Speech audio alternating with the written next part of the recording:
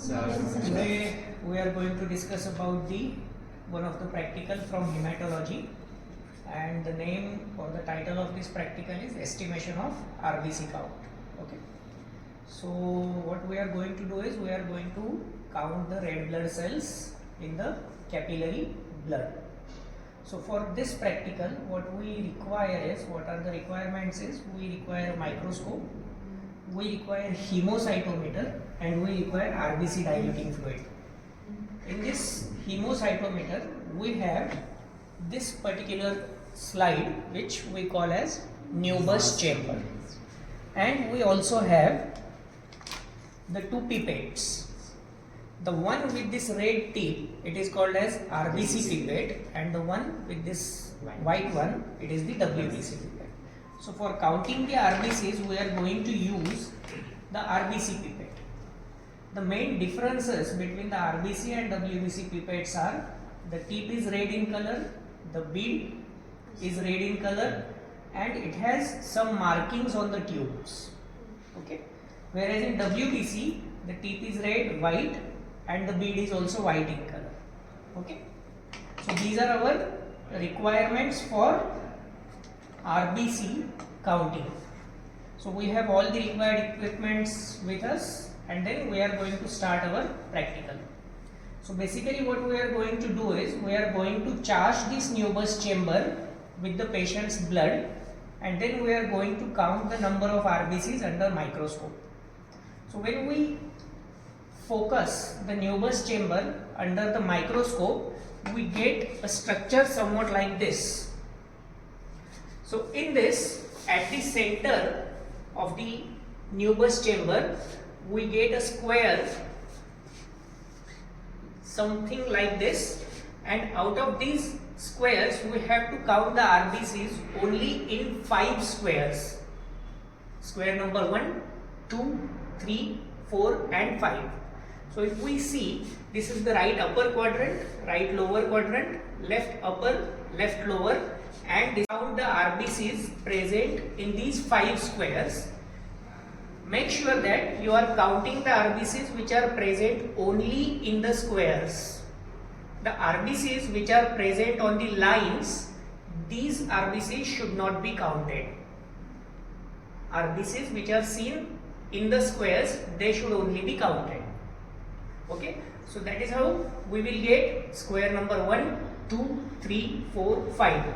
We will name these squares as N1, N2, N3, N4 and N5. Okay. Now when we focus or when we zoom in to one of these squares, we will get another square like this, wherein, so this we will call as a large square, and in this large square we will get small squares. So in every large square you are going to get 4 small squares horizontally, 4 rows of 4 small squares, and 4 columns of 4 small squares. That means in one large square you are going to get 16 numbers of small squares.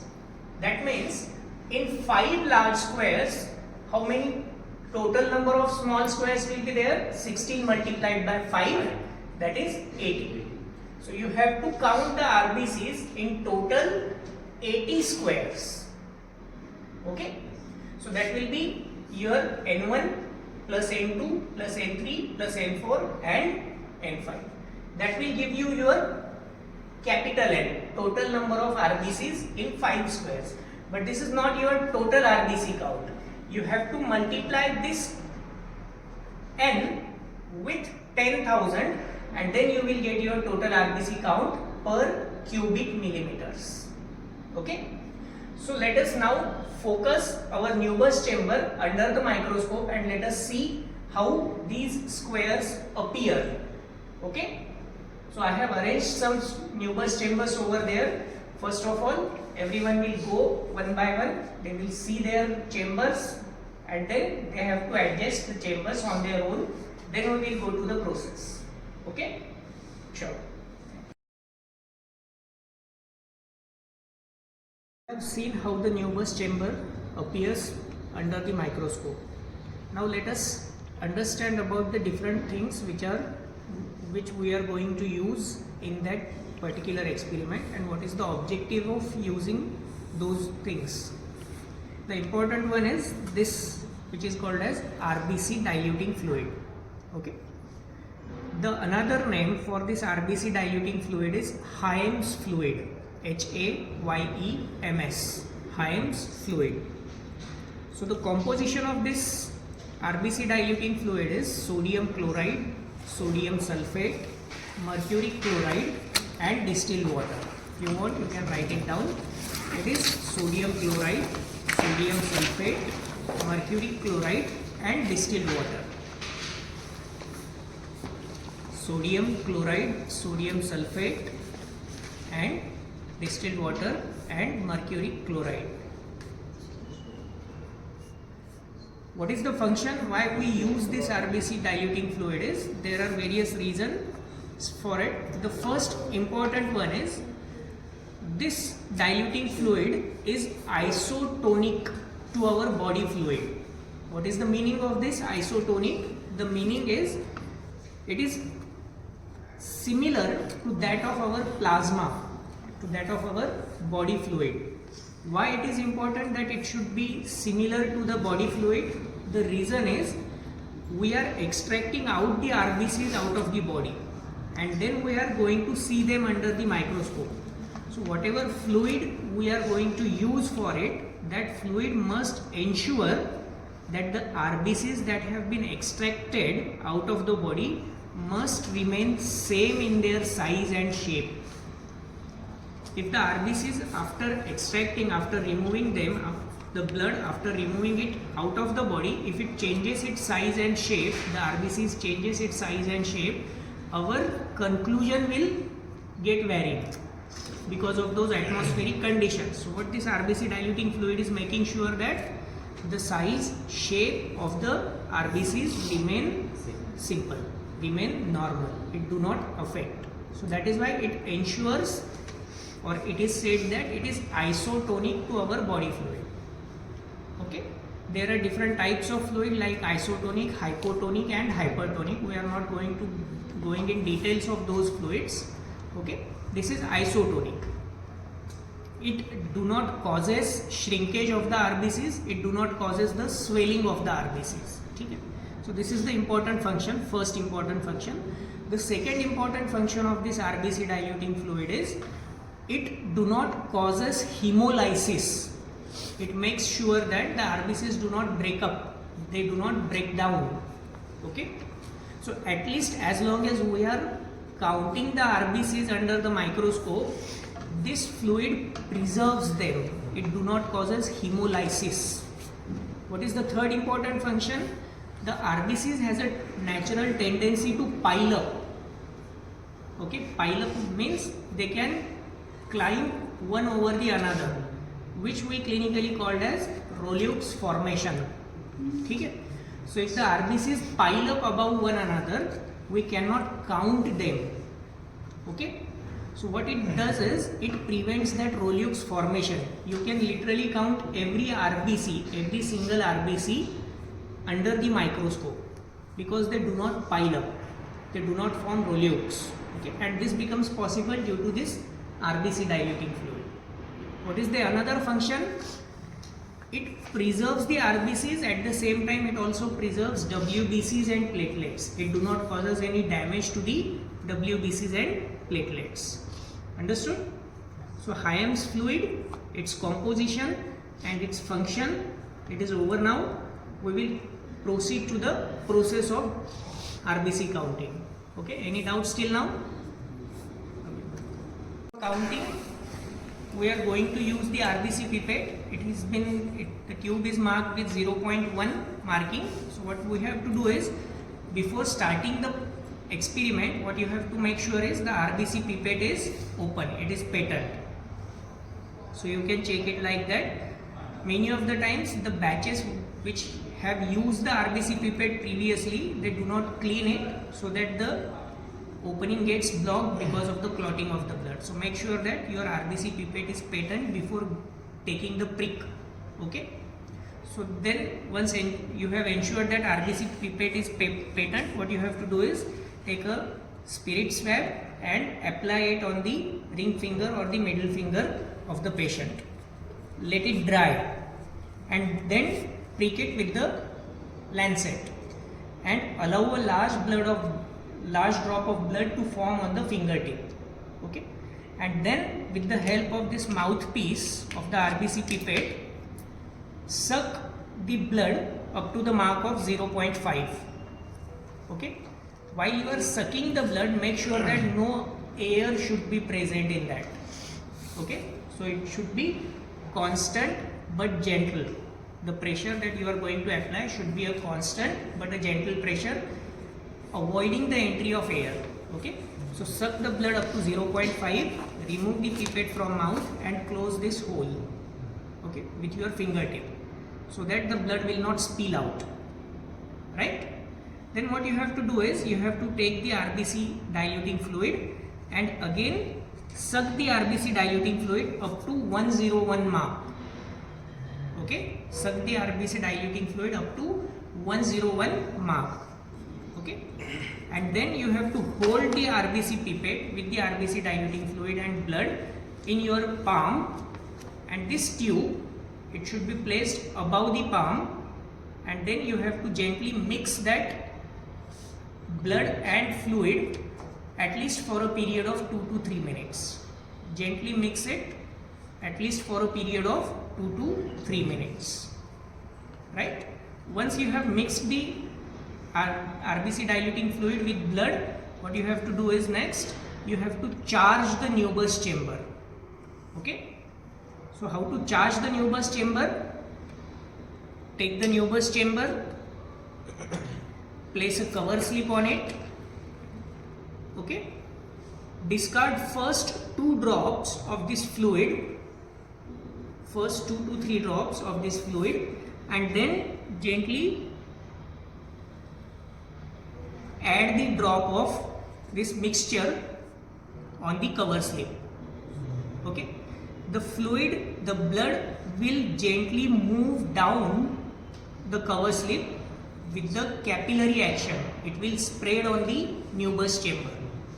Okay, allow this assembly for at least a period of 5 minutes, so that all the fluid and the RBCs will get settled down on those chambers.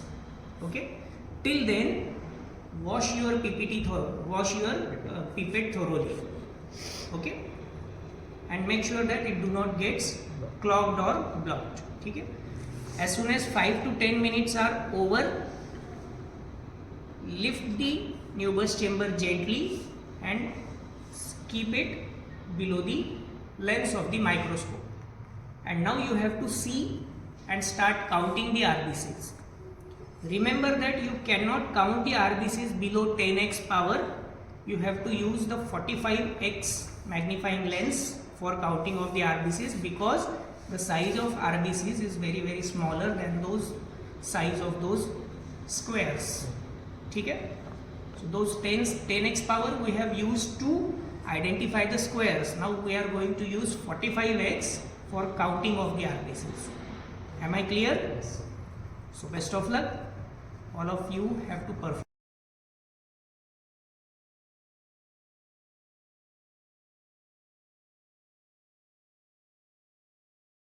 All have charged your Neubauer's chamber.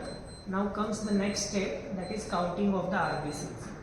So what is the process of counting the RBCs is, first of all you have to select one large square which is convenient for you. Okay? You might select a large square at right upper quadrant, or a left upper quadrant, or a right lower quadrant, or a left lower quadrant, or from a central quadrant. Okay? So whatever is convenient to you, you can choose that square, large square. I am choosing right upper quadrant. Okay, so I am going to count my RBCs from the right upper quadrant. So I have to focus my microscope, my Neubauer's chamber, on the right upper quadrant. Okay, so this is going to be my first square, that is N1. Okay, so once I start counting the RBCs from right upper quadrant, I have to follow a systemic pattern.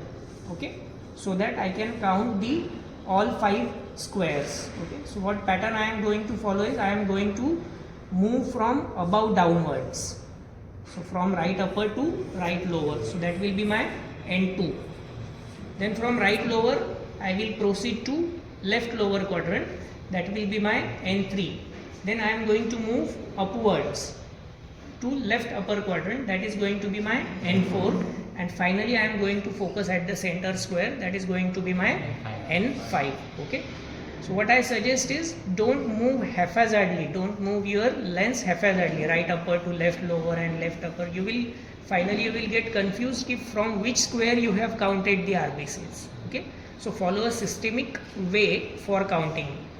Above downwards, then laterally, then upwards, and then finally center. Okay.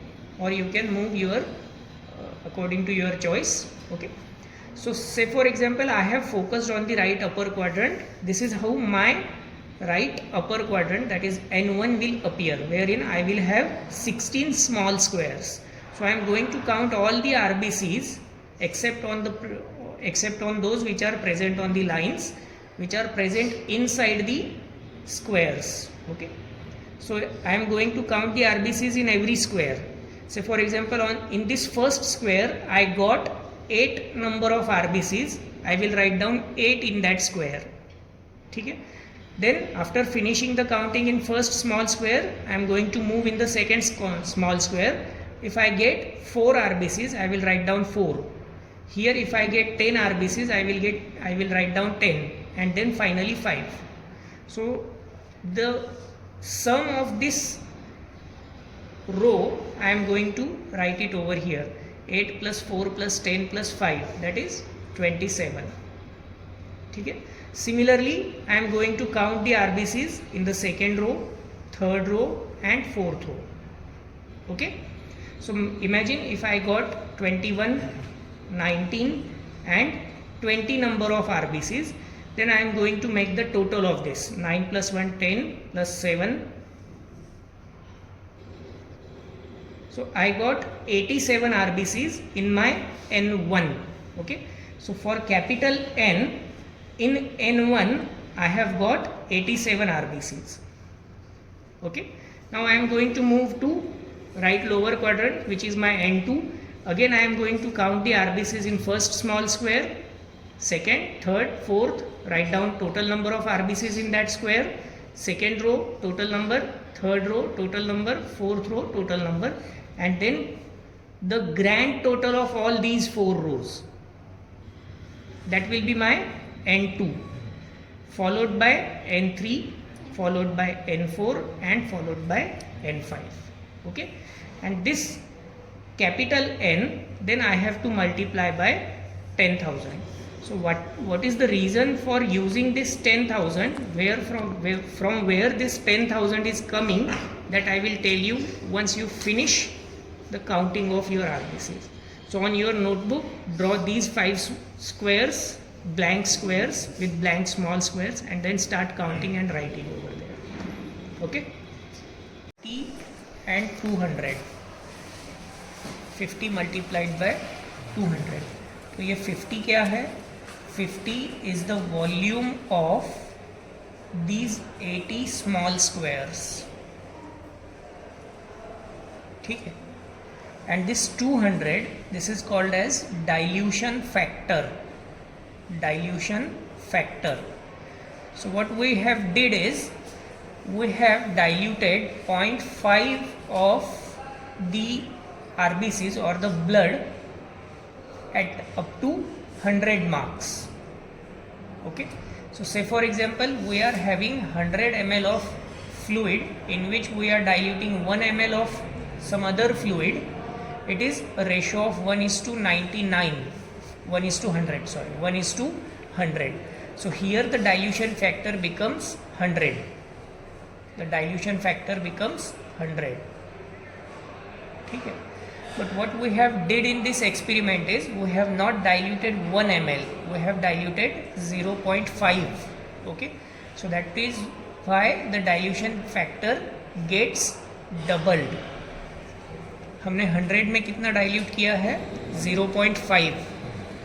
इसका मतलब 1 के लिए हमें 200 होना है, तो ये 0.5 के लिए डबल हो गया. So the dilution factor becomes 200. So this 200 is the dilution factor and 50 is the volume of those 80 small squares, which is constant and which is your 10,000. Okay, so you have to multiply all these RBCs by 10,000 and you will get your final RBC count in millions. Okay, the unit will be per cubic millimeter.